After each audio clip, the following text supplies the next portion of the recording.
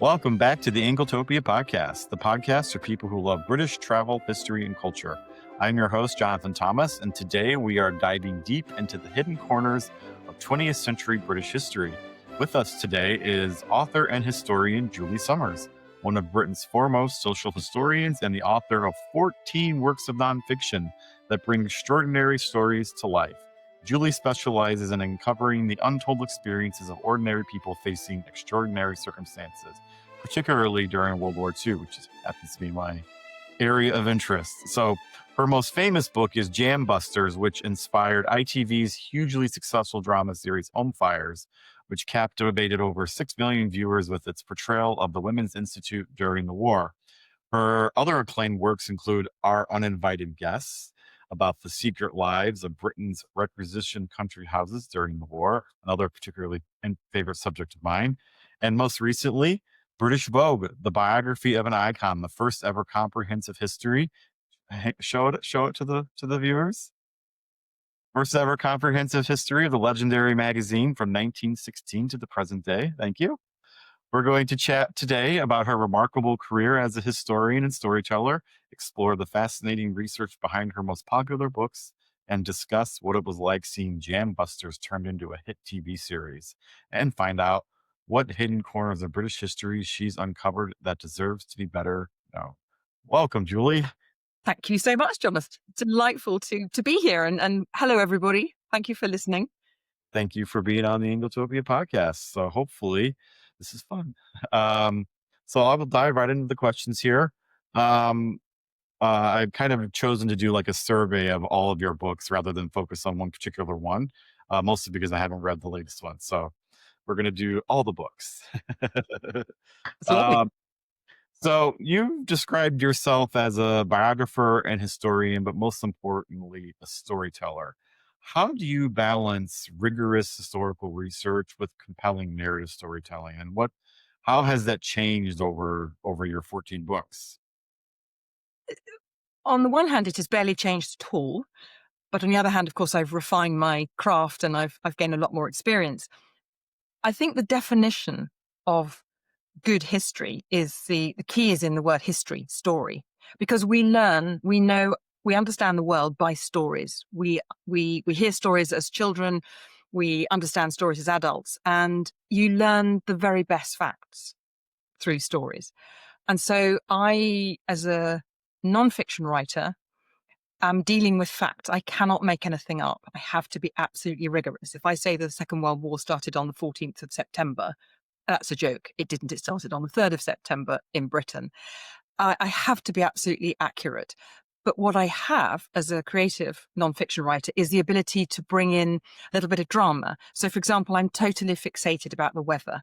In fact, I'm known in the family as the biggest weather nerd of all times. So if I'm describing a scene that happened on a certain day, I will go right back to the original meteorological forecasts from, for example, recently the 17th of October 1924, when it really mattered to me whether it was raining or not. And as it happens, it wasn't raining. So I could imbue the whole scene with a little bit of extra drama by looking at the detail. So I'm playing with facts, but I'm using some of those facts to create a narrative that has a bit more color around it. That's really interesting because weather is an interesting hook because everyone understands weather. So you can immediately, imagine the scene. So that's really... You can do weather, you can do smells. So if you're describing, for example, a school classroom in the 1940s, you've only got to mention the word carbolic soap and a whole generation of people, hold their nose and go, oh my goodness, I remember that. Or if you're talking about Scotland and you describe the midges, the clegs as the Scots call them, people immediately know that it's a day in August and you're itching. So you can use little details from nature really to help to bring out the color in the story. So your work consistently kind of focuses on people faced with extraordinary circumstances. And what draws you to these stories, and how do you identify which untold stories from history might be worth sharing with people? Well, I'm deeply fascinated by the untold stories of history because that's what happens to normal people. And I hope I'm not speaking out of turn when I say, you and I are normal people. And when things happen to normal people, for example, specifically the Second World War, which was total war in Britain, people find hidden depths of strength and character, which is extraordinary. And I find it endlessly fascinating. So when I wrote the book about the Women's Institute in wartime, I was just constantly staggered by the resourcefulness and the determination of women to carry on. And when I was writing about the bridge on the River Kwai and the men who were working in those wretched prison camps on the river, on the railway, more than anything else, I was struck by the enormous humanity of man to man when men were suffering from horrible diseases like dysentery and tropical ulcers. And they found in their character a softness which you don't always associate with, for example, with soldiers or with officers in the British Army.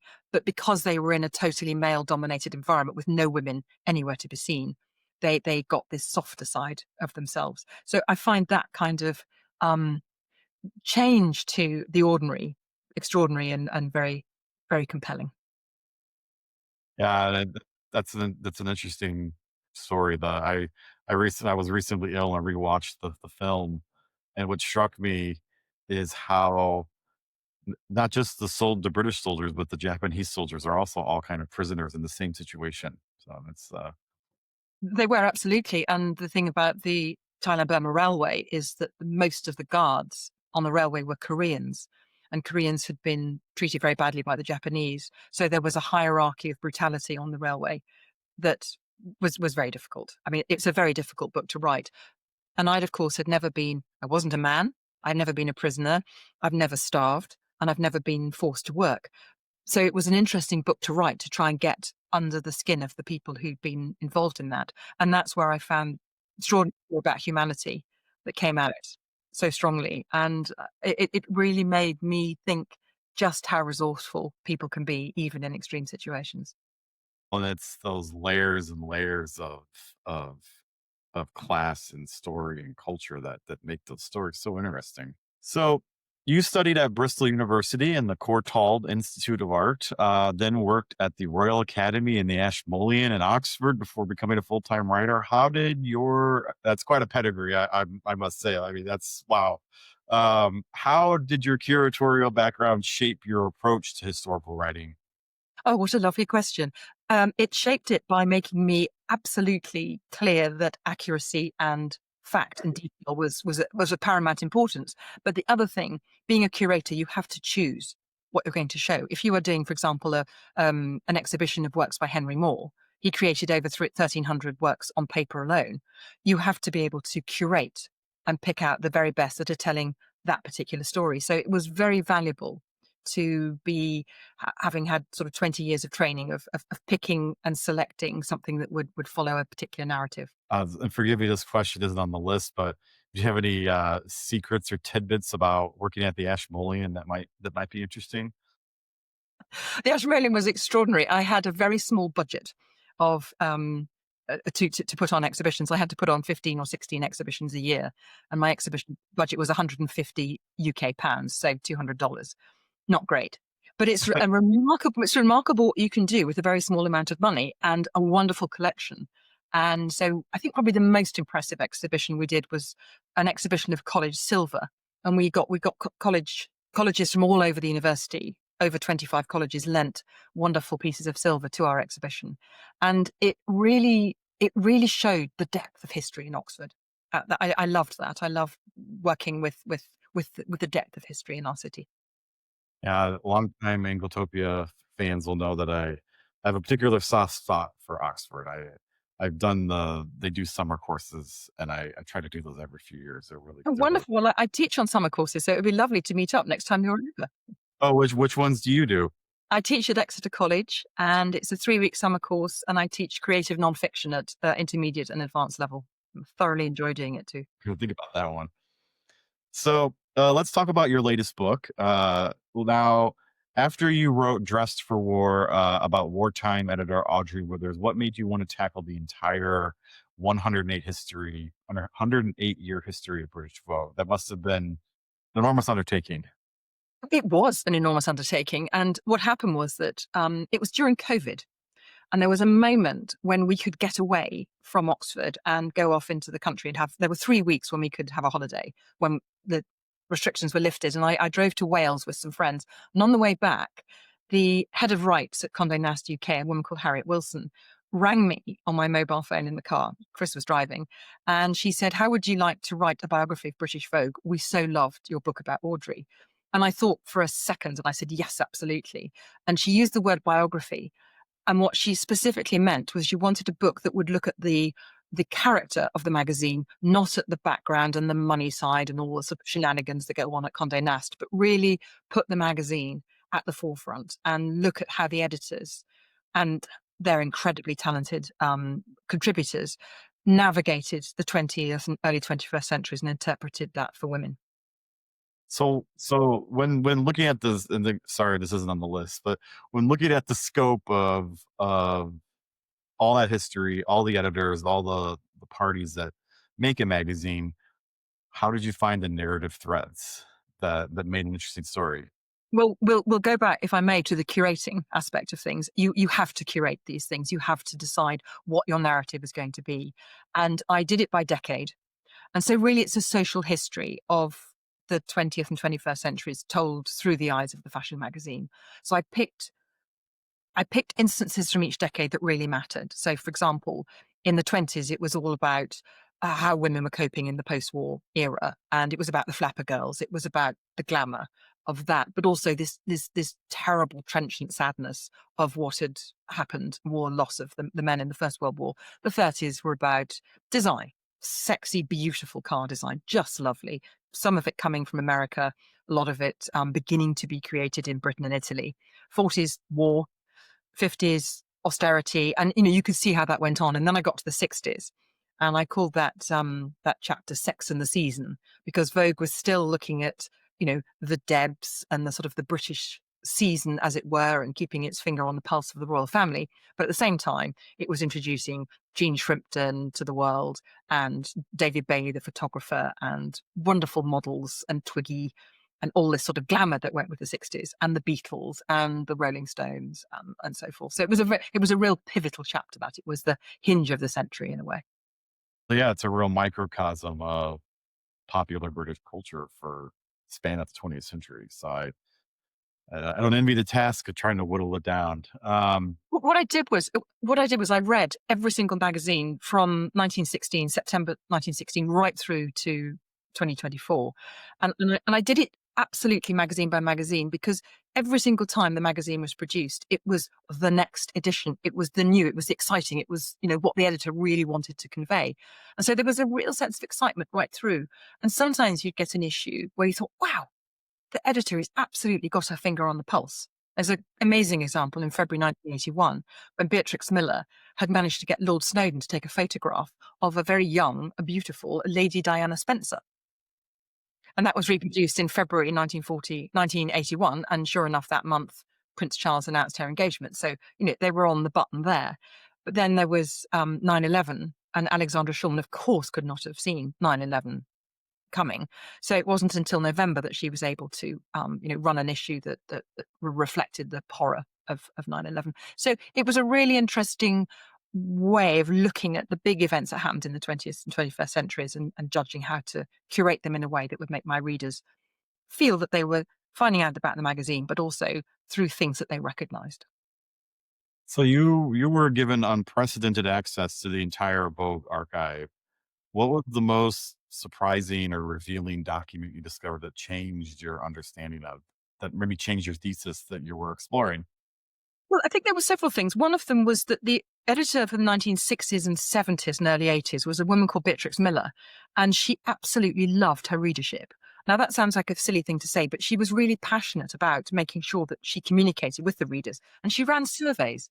And there is survey after survey, almost annual surveys of what the readers thought. And that's hugely revealing, because you realize that your average Vogue reader is aged between 15 and 85, honestly. And that was really fascinating too. There was a woman who wrote to her in 1977 and said, I picked up my first copy on Victoria Station in September 1916, and sadly I lost some of them in the Blitz, but I've still got the full set from the 50s and 60s. So that was a lovely revelation. And the other thing was that I discovered that there's quite a lot of law, in inverted commas, that is actually inaccurate. So there's quite a lot about Dorothy Todd, who was the famous editor in the 1920s who got fired, which has become mythologized. But actually, I sort of got to the bottom of why she was fired. And then there was a woman called Elspeth Schomp-Communal, who was said to be the second editor of Vogue, and she never was. The second editor of Vogue was a woman called Ruth Davidson. But Elspeth Schomp-Communal was the fashion editor. And at that stage, the fashion editor, in some ways, was more important than the actual editor herself. So I was managing to correct one or two little, if you like, inaccuracies in the history of Vogue without thumping my tub too hard, but just trying to make sure that I had as much accuracy as possible. So, British Vogue has had a remarkable string of editors, from Dorothy Todd to Madge Garland to Audrey Withers, Alyssa Garland, Alexandra Schulman, and Edward Innenful. Hopefully, I said all those correctly. Who was the most fascinating editor to research, and why? Goodness, that's such a difficult question. I saw that question in your you said so much on your list, and I thought, goodness, how am I going to answer that? Do you know, I think in a way, the most fascinating editor is Ailsa Garland.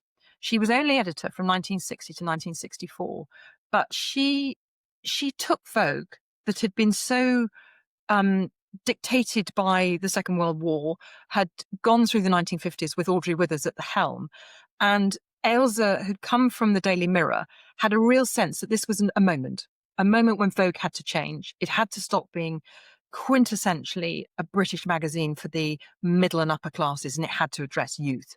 Now, Audrey had already introduced various youth features with an editor called Sheila Wetton, but Ailsa got it. And she was the one who employed David Bailey and Terence Donovan and Paul Duffy. So she had the real sort of the holy trinity of working class photographers.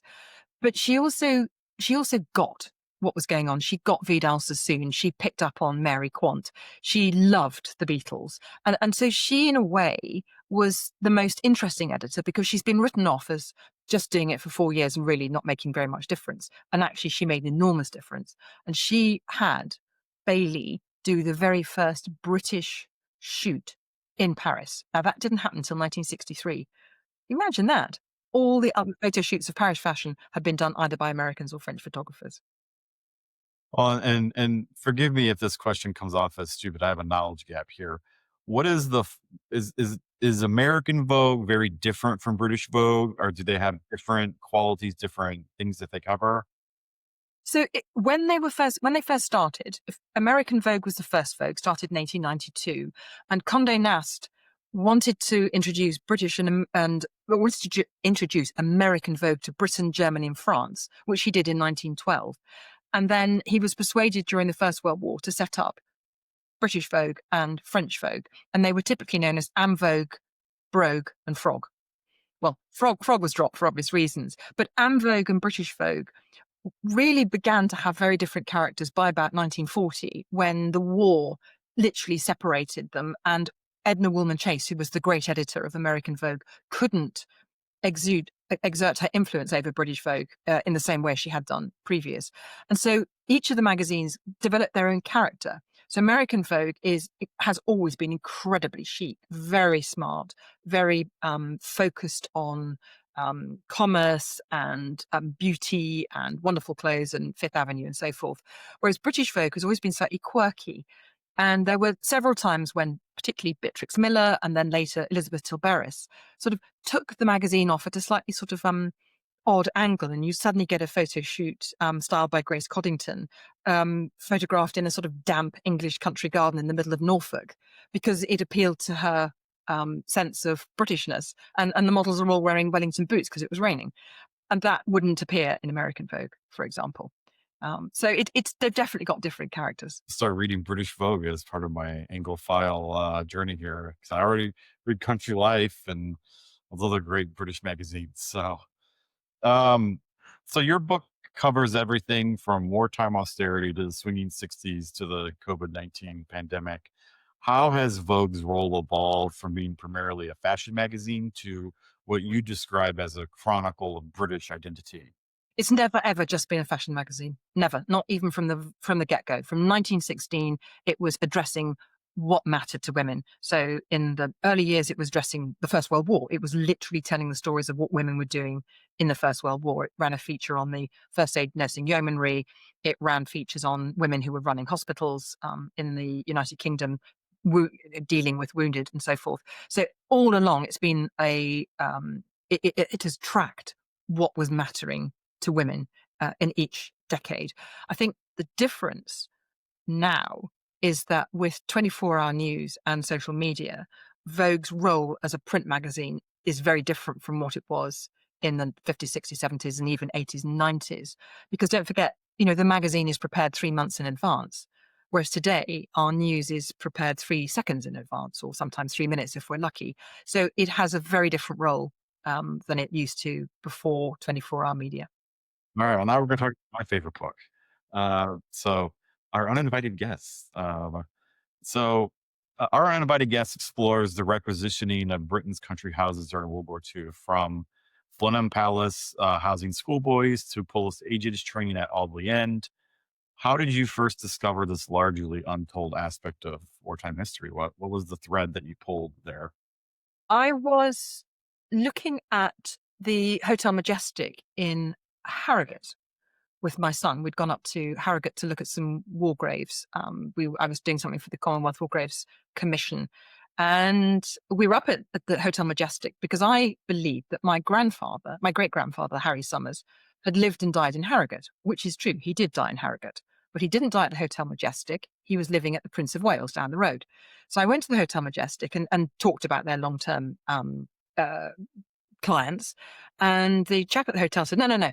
This hotel was taken over by the Royal Air Force in the war. And I thought, oh, that's interesting. And then he said, yeah, and the George down there, that was overtaken by the post office because the British government had Britain been attacked and invaded, were going to send the government and all the major offices of state up to Harrogate because it was far enough away from London and from attack. And I thought, wow, that's incredible. The post office moving from London. So that got my little antenna twiggling. And then I came across the story of Brocket Hall, which was owned by Lord Brocket and was taken over and turned into a maternity hospital. And it snowballed from there. And I was looking for houses where the story was so very much at odds with what the original house was built for.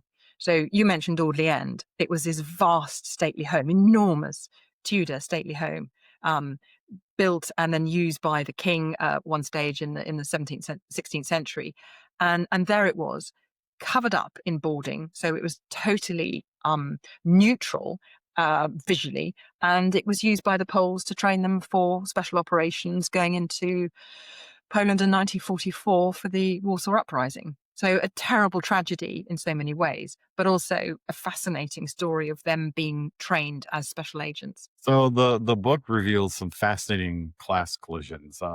East End women giving birth at Brocket Hall, working class children at the Rothschild estates. What were some of the most dramatic social transformations that you uncovered?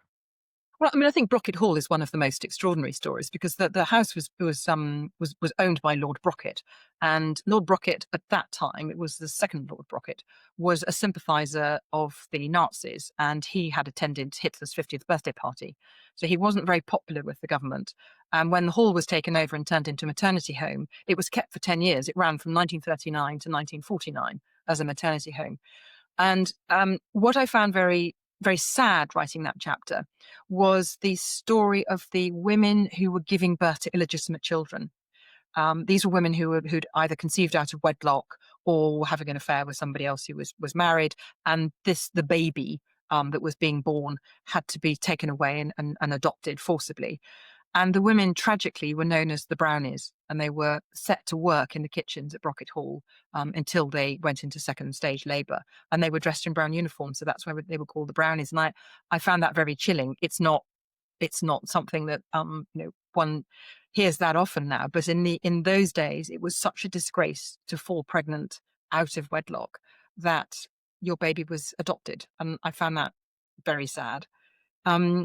I think one of the loveliest juxtapositions was at Aldenham, where where Monsignor Ronald Knox, who translated both books of the Bible from Vulgate into English, he was asked he asked to find somewhere quiet to work, and at the same time, the house was given over to a school of Catholic girls from Kensington, and Ronald Knox became their preacher, their pastor, and they absolutely adored him. And I spoke to one of them, a woman called Alana Darling, and I said to her, "So, what was it like having this extraordinary intellect?" And she said, "Oh, he was absolutely marvelous. We loved his sermons. I've never heard a better sermon since." And that 50 years later. So that was a lovely sort of juxtaposition that would never have happened. Ronald Knox would never normally have got himself engaged with, nuns and schoolgirls, but they loved him, and he adored them. So some of these grand houses were never the same after the war. Can you talk about the lasting impact this requisitioning had on Britain's country house culture and some of the most dramatic examples? Well, the whole status of the British sort of the country home, if you like, had been slightly in question since the First World War, because without an army of servants, these houses really don't run themselves well. And historically, in the 19th century, a small house for 6 or 7 people was run by 50, 60, 70 people. I think in the case of Waddesdon Manor, the Rothschilds had in excess of 15 gardeners just to look after the gardens and glass houses alone, and many, many staff in the house itself. So after the Second World War, that was no longer viable. It was simply not possible to afford that kind of staffing level. Added to which, the government introduced very swinging death duties. So people had to pay enormous tax on homes if a member of the family died and passed the home on. So very often there was simply no money to look after these houses. And there was a terrible time in the 50s and 60s when about once a week, a house was being destroyed, and owners had to come up with better solutions as to what to do with them. So some of them, for example, Waddesdon was handed over to the National Trust with a very large endowment from Dorothy Rothschild, and that is a National Trust house now, and you can go and visit it, and it's wonderful. Other houses that weren't quite so well endowed, they had to fight more for getting help from the state.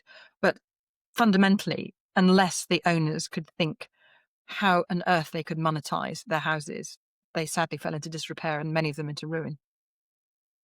Yeah, it's a shame, but we're lucky to have as many as we do now that survived. It's my favorite places to visit. Have you visited Melford Hall in No. Suffolk? So that is a house that was used by a series of army groups throughout the war. About every 6 months, it changed, and a regiment would go, or a smart part of a regiment would go, and the men would live in tents in the hall grounds, and the officers would live in the hall itself, and the family were housed elsewhere in the village. And on one occasion, in a February, I think it's February 1943, Sir Richard Parry was looking out of his window and he spotted smoke coming out of one of the chimneys. And it turned out that the house was on fire and Melford Hall was burnt down in a fire. And it was really sad because he then died sort of 5 years later. But Lady Una, who was Danish and very, very, very sort of tough lady, she rebuilt the hall. She absolutely determinedly rebuilt the hall. And when she offered it to the National Trust, they didn't take it. So she and Nanny opened the hall to the public several days a week for years and years. And eventually the National Trust took it over because it's such a fantastic Tudor building. So that was an example of great determination on the part of an owner. Well, I'm gonna have to add that one to my list to visit. The most recent one we visited was Basildon Park, uh, Yes. and that's a great example of one that was rescued by its owners after dereliction. And I was surprised to learn that the 101st Airborne, made famous by Band of Brothers, was based there during World War II. And I was like, oh, I did not expect to see the Band of Brothers while I was pouring through this country house. Well, there were a huge number of Americans over here in the build up to D-Day. They were all over the southwest of England, and It was a many places have fond memories of the Americans. So on the topic of World War II, let's talk about Jambusters and home fires. So Jambusters became the inspiration for ITV's hit Home Fires, which aired in the US on PBS Masterpiece Theater, drew over 6 million viewers an episode. It was a worldwide hit. What was it like seeing your historical research transformed into a drama, and how involved were you in the process? It was wonderful. It was absolutely wonderful. And the reason I think it was so much easier for me than for a fiction writer is that they had to make a drama out of it. They couldn't take real people and make a drama out of them. That wasn't ever going to happen. So Simon Block, who was the writer of the series, he and I worked very closely together with Catherine Oldfield, the executive producer, and we sat down together for 4 days in this magnificent room at the top of ITV Tower. Then it's no longer there, and we just chewed the fat, and we talked about each of the characters' backstories. He created the characters, and then he would talk to me about the storylines, and I was very involved because I was able to give him storylines that he perhaps wouldn't have thought of himself. But one of the WI's remits, its charitable remits, was to encourage literacy. And if you remember in the series, Steph the farmer is illiterate. And Teresa, the school teacher, sorry, any spoiler, apologies to people who haven't viewed it yet, but Teresa, the school teacher from Liverpool's, teaches Steph how to read. And that is absolutely a line from what would have happened in the Second World War and before with the WI. And another storyline was the fact that in 1939, in September, there was a census, basically. And many women who had lost brothers and lovers and so forth in the First World War didn't put their sons' names down on the list. And that was an offence. It was treasonable. It was a prisonable offence. But because over 60,000 women didn't do that, the government realised it couldn't put 60,000 women into prison. And so there was this sort of kind of quiet amnesty. But there was an embarrassing moment in January 1940 when ration books were handed out. And suddenly there were many, many thousands of young men who didn't have a ration book. And of course, that was another line for Simon Block to use. So we played with those kind of details. And I found it really stimulating to take my historical research and allow him to, if you like, cherry pick and use the best bits for his book, his drama. So the WI famously made 12 million pounds of jam and preserves during the war. It influenced government policy and even hosted Eleanor Roosevelt. So why do you think their massive contribution has been overlooked in war histories? Shall I say what I really think? It's because they're women. Is it I think it's misogyny? I mean, I think there's a certain amount of so I think there's several things going on here. One is that people tend to still, much to their detriment, look down on the WI because it's a rural organisation as opposed to a city-led organisation. It was always about rural women. It was born in Canada to help rural women. So I think there's a little bit of snobism about that. It's absolutely cross-cultural. So you get a duchess talking to a cleaning lady in the same institute, and if she's the president, the cleaning lady, the duchess calls her Madam President. There's a real sense of equality, and that's not terribly sexy. It's much more sexy if things are sort of upstairs, downstairs. So it didn't really appeal. And I just think that the women's voices were drowned out after the Second World War by the incredible stories of heroism of men. And I think it's those three things simply. And I really wanted my readers and also our viewers to understand that women just contributed so much, sometimes simply by being available to help, think, soldier on, battle on, make all that jam. They made a third of the quantity of jam that was consumed during the Second World War. And all of that was from fruit that they'd either picked from the hedgerows or produced in their own gardens. It wasn't fruit that they bought. The sugar they bought, the jars they bought, but the fruit itself came from the hedgerows and the gardens and the allotments of members of the WI. and I should add, as you were saying before we started recording, you make your own jam and marmalade. So I do. I make my marmalade. I'm not so good on jam. My mother was brilliant at damson chutney and strawberry jam. No, I'm a marmalade girl, definitely.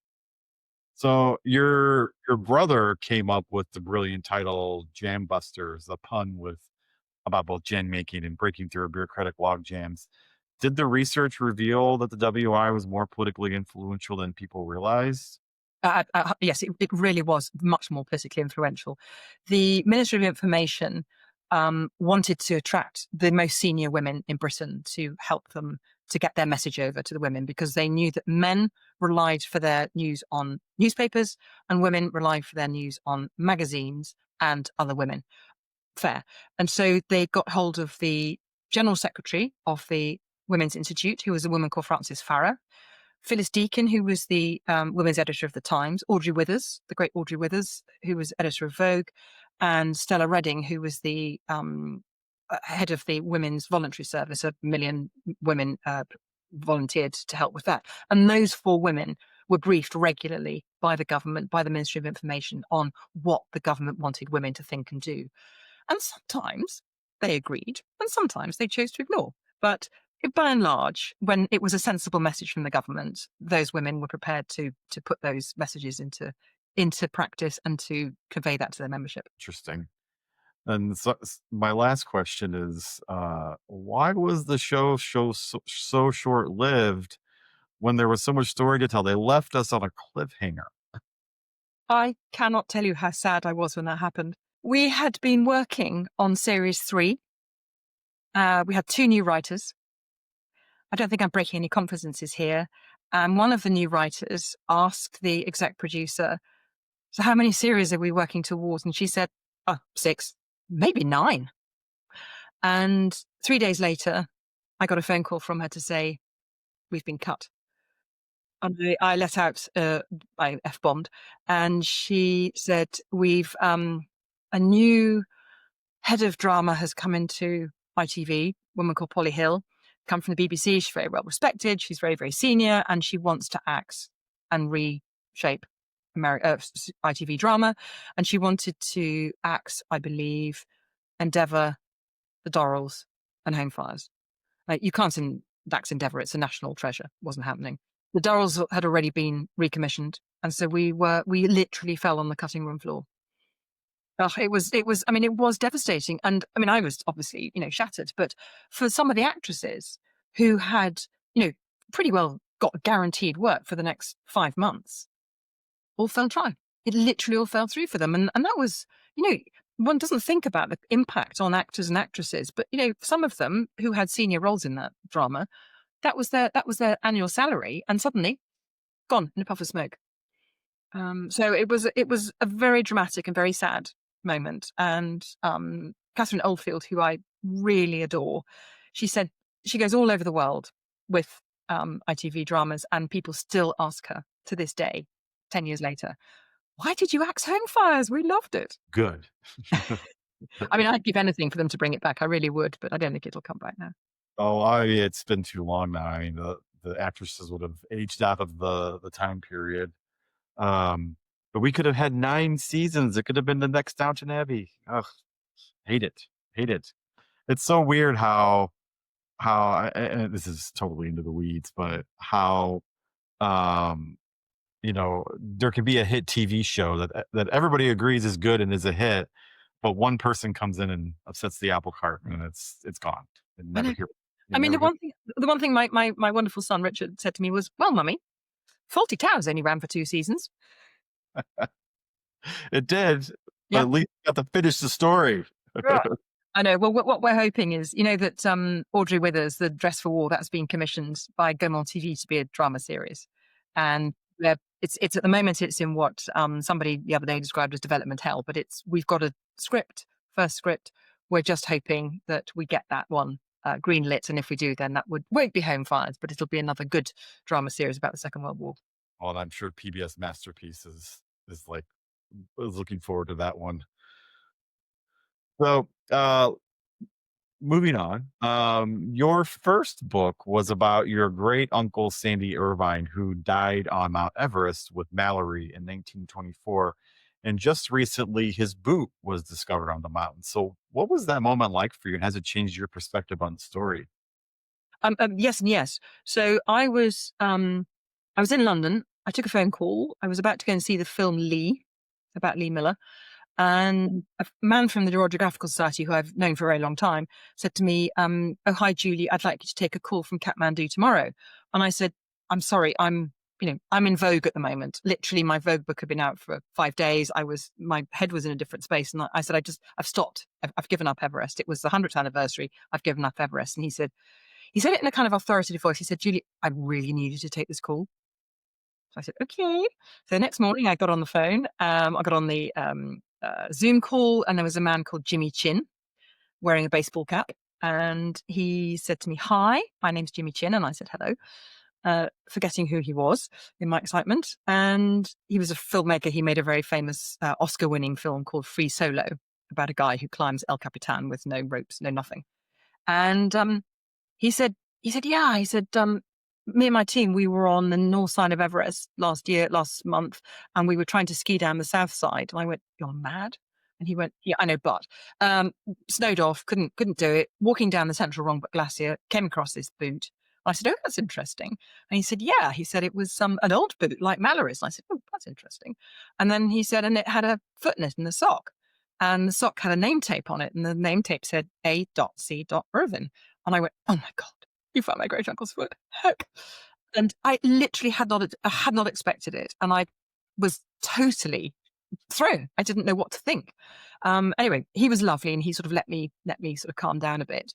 And they were very worried, because I've said all along, I do not want his body to be found, because the scandal over the photographs of Mallory's corpse caused a terrible amount of hurt in the Mallory family and great anxiety in the Irvin family. And I knew my family would not want to see photographs of Sandy's, broken corpse or bashed up face. So Jimmy Chin, to his absolute credit, has been so good. And there's no photograph of the bone.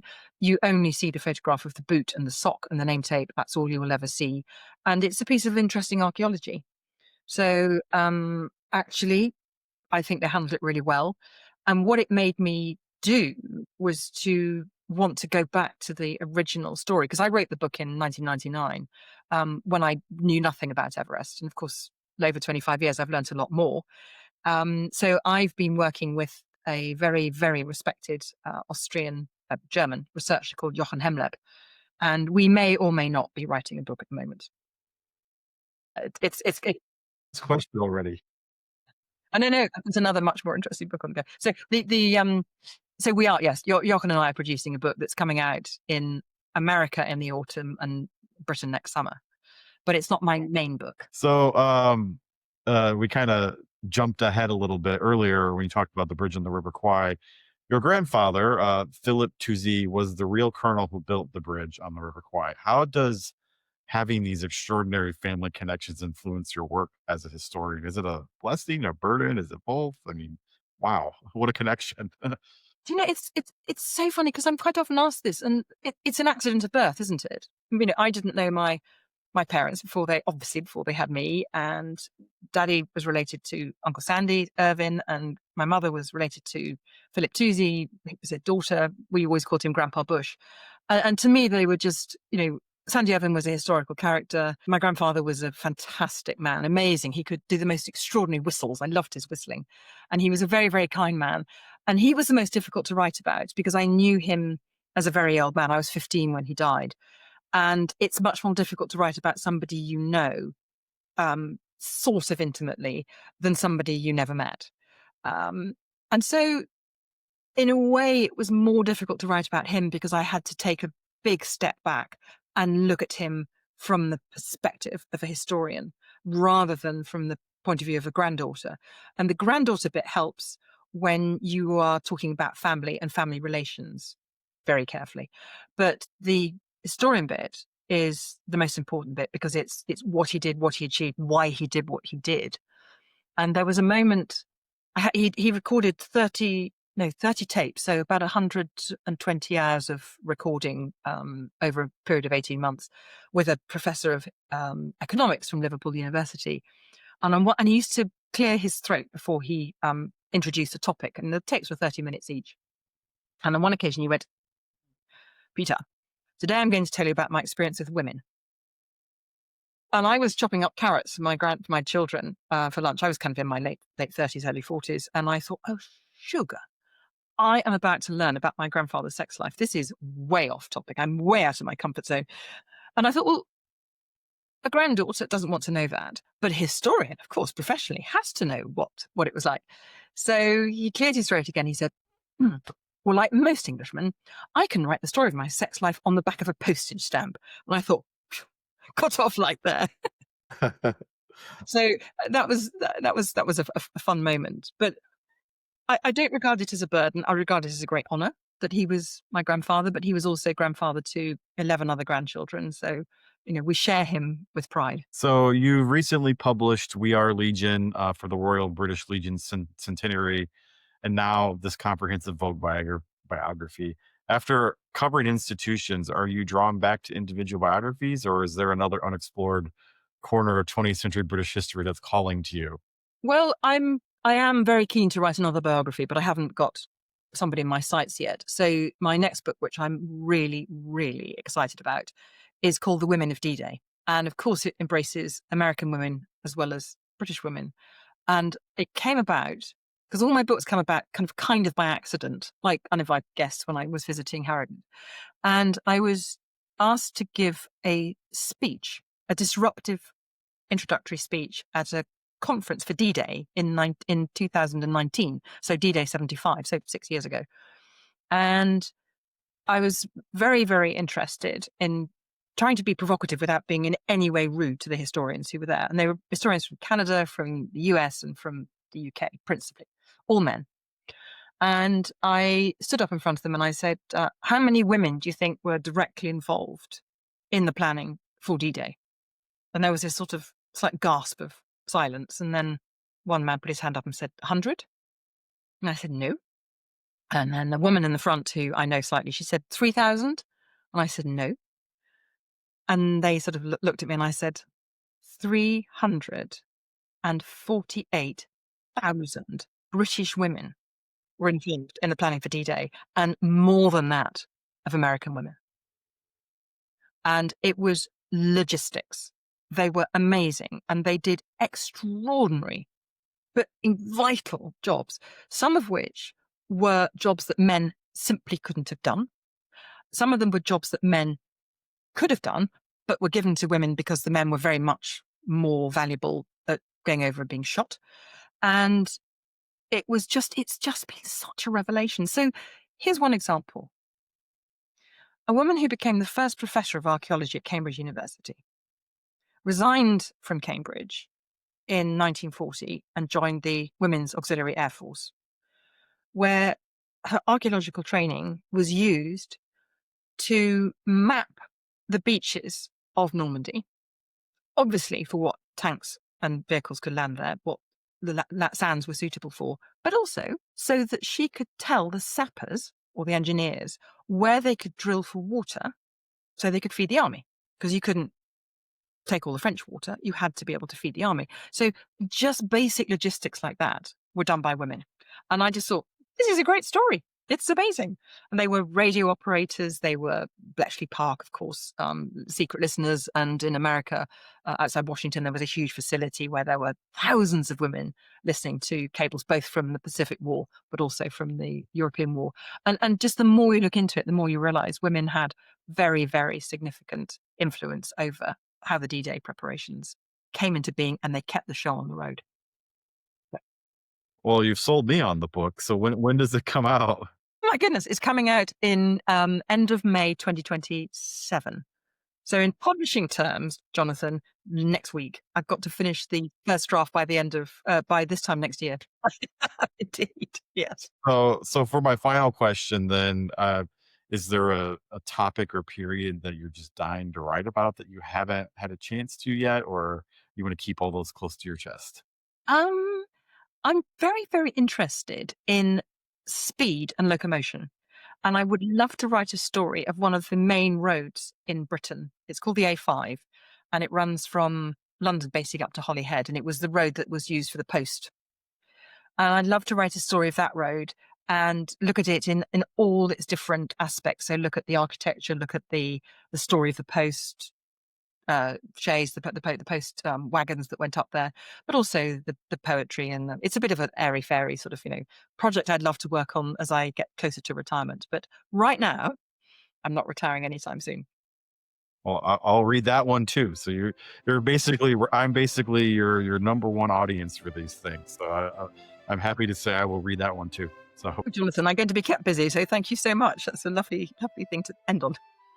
So thank you so much for appearing on the Anglotopia podcast. This has been a fascinating discussion about various publishing projects. And If you enjoyed the Anglotopia podcast, please like, subscribe, or leave a comment, or please consider joining the Friends of Anglotopia Club for early access to new episodes and help support independent, long-form writing about British culture, history, and travel.